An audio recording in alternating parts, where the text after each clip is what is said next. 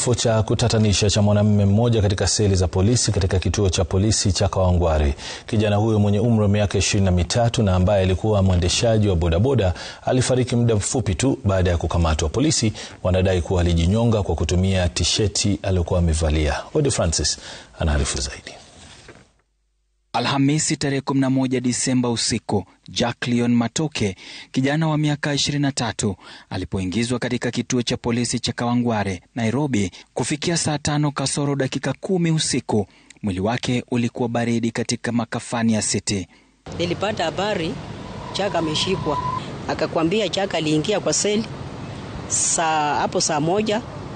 Kwa hiyo kwa sekendi tu kidogo kwa nawa alikuwa amekuacha. Walipata kama amerarua, ametoa t-shirt yake, amejifunga. Vile walisikia kitu inakonga hapo ndani kwa seli, alikuwa peke yake. Wakafungua mlango, wakapata amejifunga.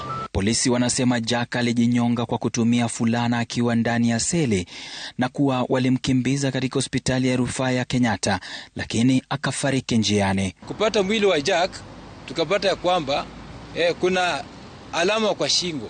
Aidha ilichorwa venye mtu wale watu wa tattoo wanachoranga vitu. Number 2, nguo zote zile ambapo mtu wa rider wa pikipiki huvaa kwa mwili, zote ziko kwa mwili wake. Nikajiuliza ile kifaa ambacho alijinyonga nacho sijaiona. The story of Jack does not make sense. They claim that he hanged himself using a t-shirt. But according to the family, he has all his clothes on. So there is no missing t-shirt from him. Where is the alleged t-shirt that he used to strangle himself? It is no more. It is not there. It has not been availed to anyone. How were they moving around with him for 2-3 hours until he died? Jack amemwacha binti wa miaka 2. Familia yake inataka uchunguzi huru na upasuaji wa maiti ili kubaini chanzo cha kifo chake. Na yenye nataka afadhali haki tujue ukweli ni nini ilifanya akakufa. This is another death in custody. There are too many deaths in custody happening in Kenya.